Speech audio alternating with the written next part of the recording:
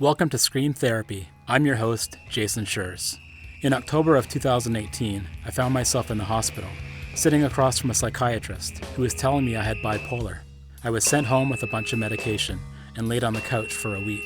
I had my iTunes library on shuffle, trying to shake the hornet's nest from my head. Ever since I was a kid, I've been using loud music as a form of therapy. Punk rock and mental health have always been connected. This podcast looks at that connection through the lens of different guests. This is Scream Therapy.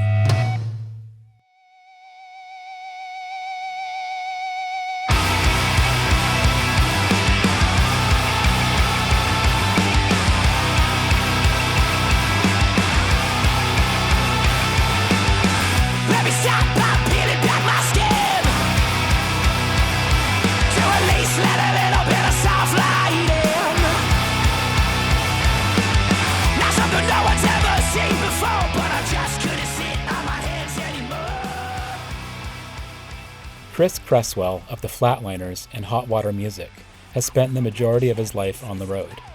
And while he's adapted to a touring lifestyle with years of practice, he's familiar with the anxieties that come with it and the adjustments he has to make back home, away from the constant kinetic energy of punk show after punk show after punk show. Often exhausted and overwhelmed when he gets back from a tour, Chris has learned ways to decompress and find some quiet reprieve. Yet his guitar and his need to write songs beckons. It's what makes him feel like him. It's his therapy. Loved ones at home and his band members on the road have created a support system for Chris. It carries him through the longest, hardest tours. The highs and lows of being a touring punk musician, or a musician in general, can be a rocky ride. Chris's posy attitude and self-care practices are a deciding factor in his mental health.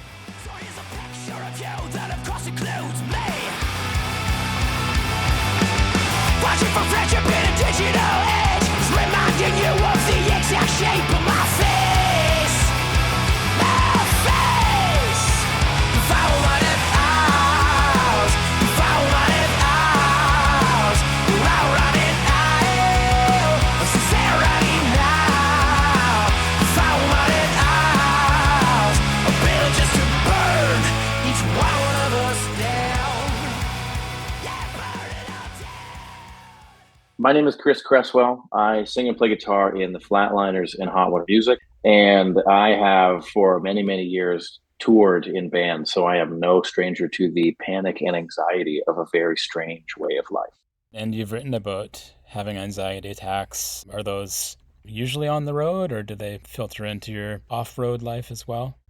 Typically, what's strange is that maybe just in more recent years, or a recent year of finally getting back on the road after a break, was that I oddly feel at peace in the chaos of touring. It took me a while to get to that point, and I don't know if that's a necessarily healthy way of living, to be honest, but it's my reality, you know what I mean? I think when I, a few years ago, was faced with, like every touring musician or everyone who travels for work, like all this extra time at home, it was terrifying at first because I didn't know what was to come. And then that element of what's to come really set into complete uncertainty, but it was a little eerie, and it was at certain points, honestly, like it was a little freeing not having to be away all the time. To be home was really nice. But I think with touring, there's a little bit of structure in that, like you have a place you're going every day. Even if you don't have a show that day, like you still have a place you're staying for the night or whatever. Like so much of this stuff is out of our control anyways, but like there's this facade of an itinerary that we're sticking to and plans that we've made. And those things are true, but so much of life on the road and just touring in general is like that element of chaos that anything can happen, and it probably will happen. It's not maybe necessarily that I feel comfort in that, but it's that I'm so used to that at this point that recently I've just found, like, when I'm out there, it feels liberating to like be there to do that thing again of playing shows, because that really makes me feel the most like myself, I think, is the greater thing about it. Maybe why it's been such a positive experience. Having routine, no matter how chaotic the environment is a huge thing for mental health. And not having routine, maybe for some folks, can be really tough. So having that itinerary where you have, here's when the doors open, here's the sound check, here's where you're having dinner. Yep. Even though it is chaotic, it's also very positive. Absolutely. I mean, it can also be Groundhog Day. There can be 4 months of touring or do where like it's just the same thing every day. Yeah. I'm not trying to paint a picture like it's a zoo or whatever, but it's just a strange way to live. And I think partly because like you're away from home, you're away from some of the people you love. If you're lucky, you're on the road with people you love as well. At the end of the day, like it's an extremely fulfilling thing emotionally for me and for a lot of people who do it, because I get to go on stage and perform the music that I've written with people I love for people who want to be there. That is truly beautiful and so like gratifying. You've been doing this for a long time, since you're quite young. You think out of the years that you've been doing it, what percentage you've actually been on the road and traveling and playing punk shows? Have you thought about what that might be? You know what? I started to do the math when I was sitting around at home the last couple years. I started doing it. I was like, I don't even want to know that number. I Yeah. mean, the majority of my life has been spent on the road for sure. The Flats started touring when we were 17. After the band started 2 years before that, 3 years before that, maybe. Aside from the first couple years of the band's touring life, so now this is from 2005 onward, because the first couple of years of touring was like, we did like a couple tours. Once 2007 rolled around, like that's when life on the road became just life for all of us in the band. Like that's when we started the several years in a row of doing like between like 8 and 10 months of the year on the road. Gnarly. Like, I can't even believe we did that. I mean, we were so young, but like that's what you have to do, right? But holy shit, it was ridiculous. Yeah. So thinking back on those times, how is it different than how you manage your stress and anxiety and mental health?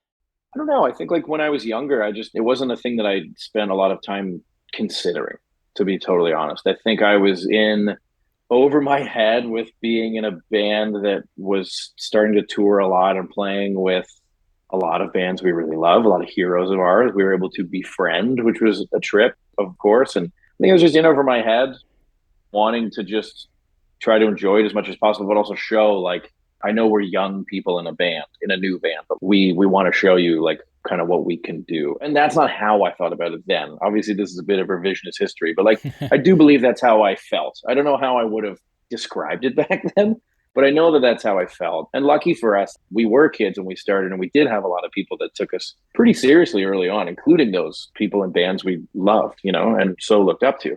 But I think it was just like I was so excited about everything that I didn't really consider the fact, like, yeah, like me being on tour for 10 months of the year, like, of course, that led to most relationships in my life taking a back seat or ending because I'm away. This is also like we're in an era of pre and early cell phone. None of us had any money to use our Canadian phones outside of Canada. We weren't super, super connected and had the ability to talk to anyone from anywhere at any moment. It was definitely exhilarating and thrilling and exciting, but also isolating, right? Those things are still the same, even though you can call anyone you've ever had their phone number of at any time of day from anywhere now. It's still pretty isolating. So I think it comes with age for me and recent experience of how much life has changed in the last while. And it's a bit tired, I suppose, but it's true. Like you get to a certain age and you're kind of like, okay, like my responsibilities shift now. I'm not a parent, but I have like pets. You know what I mean? I know there's a difference. People out there with kids are like, you asshole. It's not the same, but I have pets. I'm married. My wife and I have pretty busy lives. Whatever your things are that add up, I think over the years, it changes you and it informs your day-to-day life and it informs your day-to-day feeling. All those things just like add up to a very busy life. And every once in a while, that will knock you on your ass. Yeah. And what does that look like for you? The fatigue and Oh man. exhaustion of the whole thing, or? Yeah, it usually starts with me like anticipating a lot of things coming up and then me getting overwhelmed while I'm exhausted from doing a lot of things already on the road or whatever it is. And then I'll have like a day or two where I'm just doing nothing.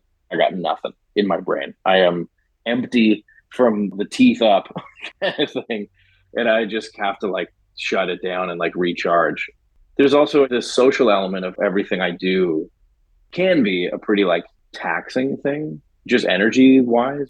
While I'm out there on the road, like it's just par for the course and it feels normal and it's part of it. And then I get home and when everything stops, I realize like, oh wow, my wife is out of the house and work or whatever. I'm like, I haven't like, talked to anyone today. If I'm texting someone, yeah, that's texting.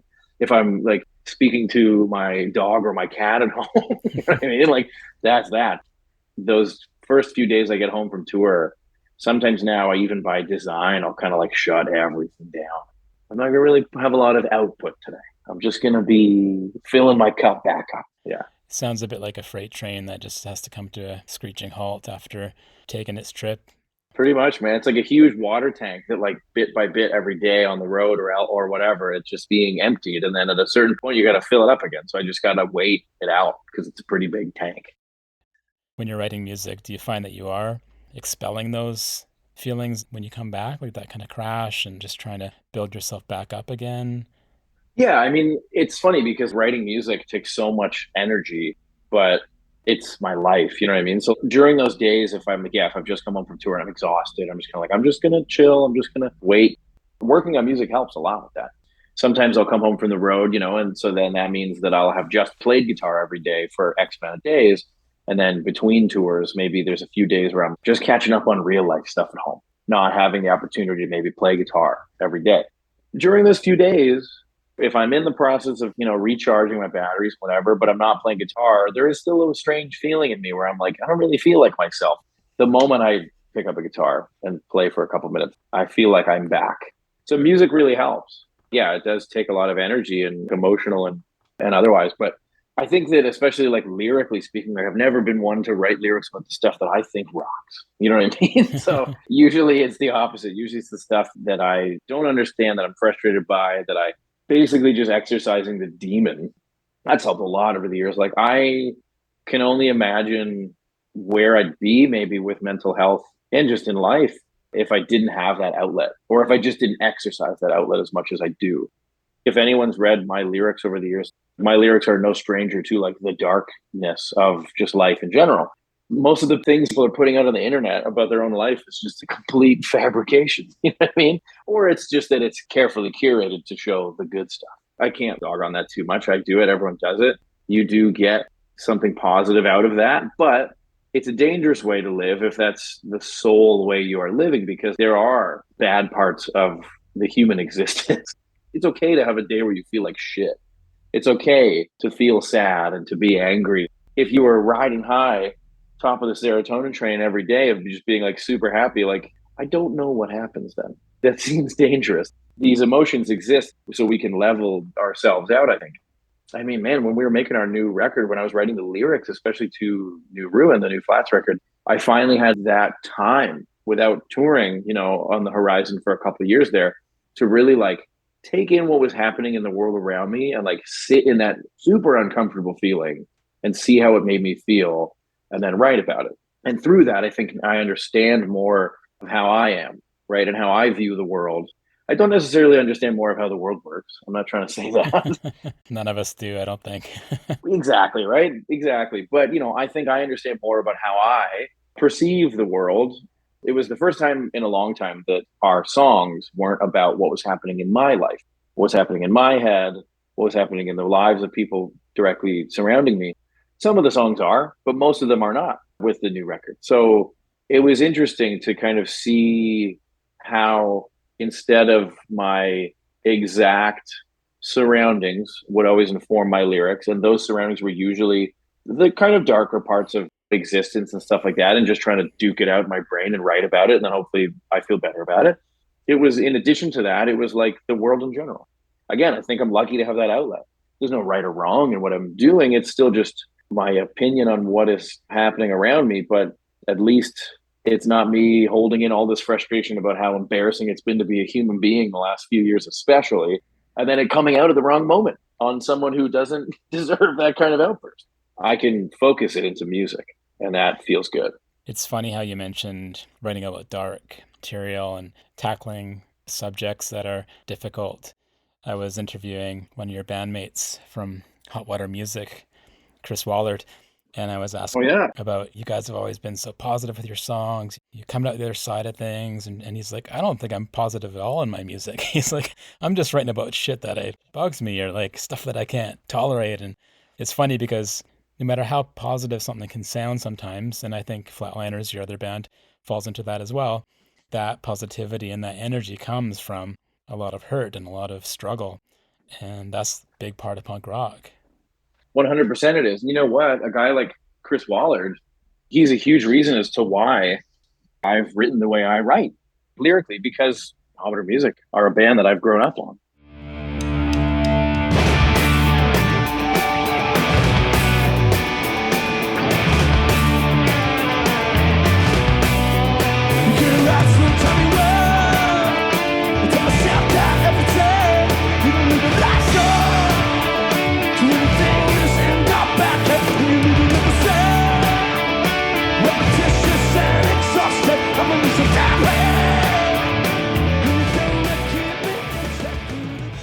This light at the end of the tunnel, but through that tunnel is a lot of struggle. It's interesting. Waller says he's frustrated or he's writing about the stuff similar to what I've said. You're getting stuff off your chest. It helps so much because the times I've spent with Waller, he's a pleasure to be around. In my perception, he seems to be a pretty positive guy.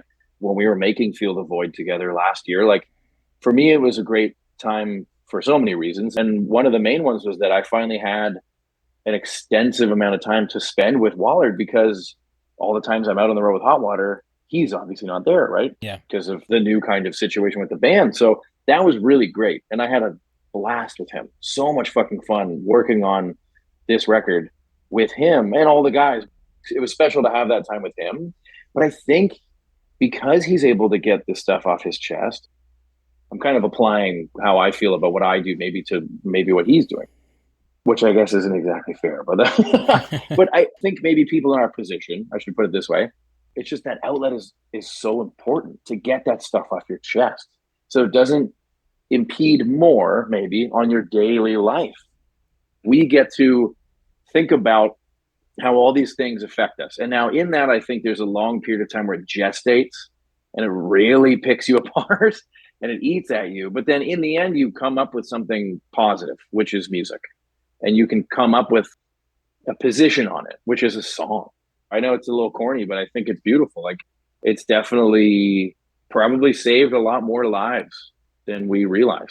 If it's saving folks, then the more the merrier. Let's get it out there and let's help youth Absolutely. that are having a hard time, marginalized folks that are looking for something that's going to speak to them, queer youth who 100%. through the years have had a hard time finding things that speak to them. And yeah, it's pretty cool. Let's just get it out there. Let's find the people that want to hear this new generation of punk bands who are very much informed and transformative in a lot of ways.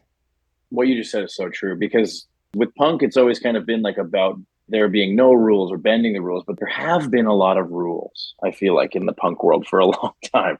What you said about like this new generation of very informed people like doing it and coming out with this amazing music, with this amazing message, and just there's a really big feeling to me of acceptance. Like be who you want to be. You get to choose who you want to be. You get to choose who you want to surround yourself with. More than ever, I feel like there's a really age of acceptance happening with the music in general.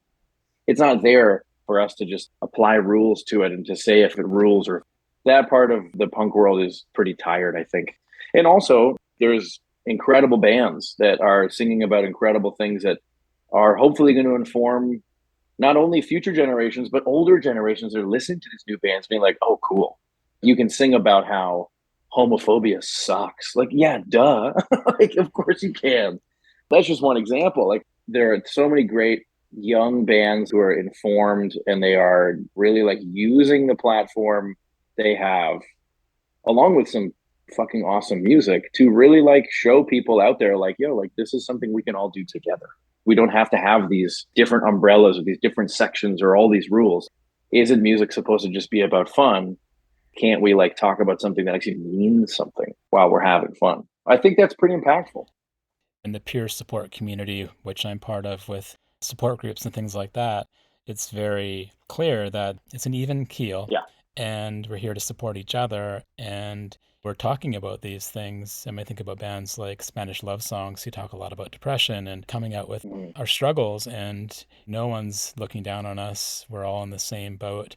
I think it's really amazing that punk rock over the years has transformed into a peer support system. And you don't see the guys with the spikes up on the stage yelling down at people as much. And nothing's wrong with that kind of spiky punk rock. But it was, I think, it was kind of a top down in some ways before. And I think, especially in the last few years, it's really become a place where everybody can have their say and we're all here together. Absolutely, because I think, well, no one asks for this life, and we all know that it's not always easy. So what makes it harder is keeping that stuff inside, especially when you have a microphone in your face. I love Spanish love songs. They do a great job of speaking to, their version of the human condition. Surprise, surprise, for a band that tours a lot, life isn't all great. It's a struggle. It's difficult. It's a lot of work that can provide like the perfect storm for. I'm not speaking necessarily particularly or specifically about Spanish love songs, but in general, because I feel this way, that can sometimes brew this perfect storm of like, you have to struggle for your art. This was a bad thing that happened in my life. So I wrote a song about it. And then I sing that song now to help me get over what I went through. And now maybe I'm over it now. But now I sing that song every day on tour. And I'm reminded of that terrible thing that happened in my life that I decided to write about.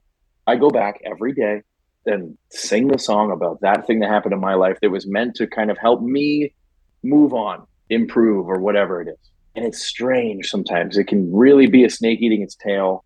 It can be a positive thing too, though. You can have that moment, I suppose, where you're thinking like, okay, I sing the song every day and it reminds me of where I've come from and like what I've gone through and what I've overcome. That's the positive end of it. The negative end of it is like, Jesus, I'm just digging up fucking ghosts every night on tour. And I don't think you need to struggle for your art. I really don't. But I know that there have been times in my life where when I'm going through something, like I do write more.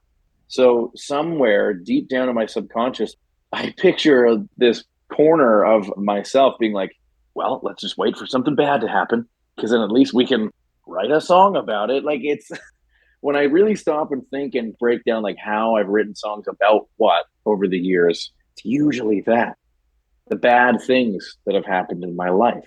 Not all are cataclysmic. Like I said earlier, like it's not typical that I'm writing songs about the stuff that's cool. Yeah. Because then I just enjoy those moments. The material is coming from within and the performance is coming outwardly. So it makes sense that the stuff that we would write to express ourselves would be coming from internal turmoil. Try writing a song about being stoked. It's kind of hard unless you're like a Posy-core band or whatever. Yeah. If I were to do that, it would be so cheesy. You know what I mean? I know people out there do it well. I'm not trying to say they are doing it cheesy, but for me, like I can't even imagine. I can't even imagine. For me, I want to express myself, but I also want to help people with the things that I do. Mental health conditions beget the idea that, okay, so I'm struggling and I'm having a really hard time with my condition, but if I can help someone out, that's going to make me feel better and validate myself and meet some other folks who are going through similar things. My hope is that folks that do struggle are able to reach out and help other folks because it is beneficial to both people in that case. I know when I was having a really hard time after my bipolar diagnosis, I just didn't know how to help myself. So all I could really do is try to help other folks. And eventually that kind of built. We're coming from dark places in our creative process, but to expel it and to get it out to people, that's maybe not the goal. The goal, I think, is expressing ourselves, but a secondary benefit would be helping others. It's an amazing byproduct. It really is. And it's funny to think that, okay, so sometimes when you're going through something and then you have someone in your life that's maybe going through something similar, so you are trying to offer up any kind of advice or anything, right? Just like a shoulder to cry on, whatever it is. I find that sometimes in those moments, if I'm the person there for someone else, the things that I'm saying to that other person to reassure them are things that I've never said or thought to myself. In that moment, I learned like, oh, I should apply what I'm saying to this person actually to my own life as well. Because I'm sitting here saying, I went through something like this helped me, blah, blah, blah. I at least don't stop. I do a little more now, but typically I don't stop and think like, okay, so what I have to do is I have to do this, I have to think this way, and I have to breathe, and I have to do that. It's that like sage wisdom, quote unquote, that you imparting on to someone else that we don't typically give to ourselves. We don't really like hold that kind of space for ourselves. We're just struggling in that moment of feeling the way we feel because it's so hard to see the other side of it when you're inside of that feeling. So helping others is you learn so much more about yourself in that. That's the key, is being able to be kind to yourself. And they say, pretend that you're talking to your best friend. How would you talk to them? Would you be so hard on yourself? Would you be putting yourself down? it's super awkward to talk to yourself and say, hey, wait a second, be kind to yourself. Absolutely. If it's those moments where like I am overwhelmed with life and just like riddled with anxiety, like there's so much noise in my head that I can't think straight. I can't think like that. I can't think like, oh, remember the good stuff. Lucky for me, I have great people in my life that are well aware of how strange of a life I lead in terms of traveling and being away and just kind of scheduling things. And it's usually like everything at once is kind of the way it is. That's why it can be very overwhelming. And I'm just a person. I'm not a robot who's been programmed to just exist at like the all-time high all the time. There are high highs and low lows in a lot of walks of life, and I found those in mine. I think it's really cutting through that noise that's hard for me to do, but it's easier to do it when I'm speaking to someone else. In those moments, I think like, okay, I have to remember what I just said to them because I'm going to think about that and apply it to myself the next time I feel overwhelmed or I feel anxious or any of these things.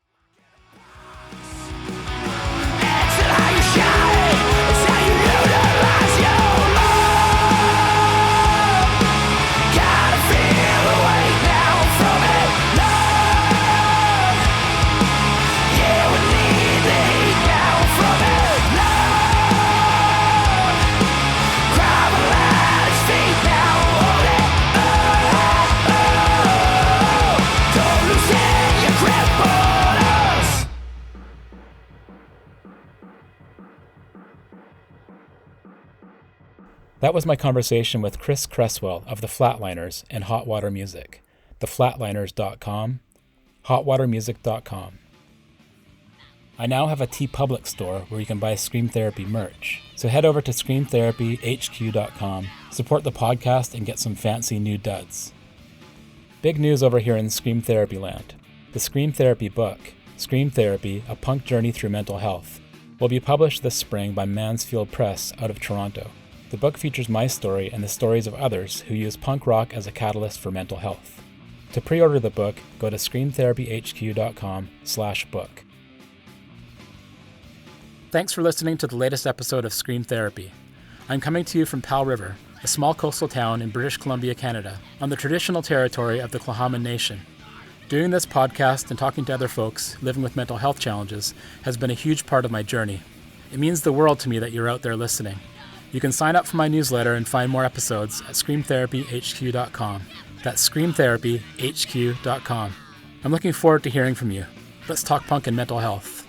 Thanks again for listening. Until next time, take care and be well.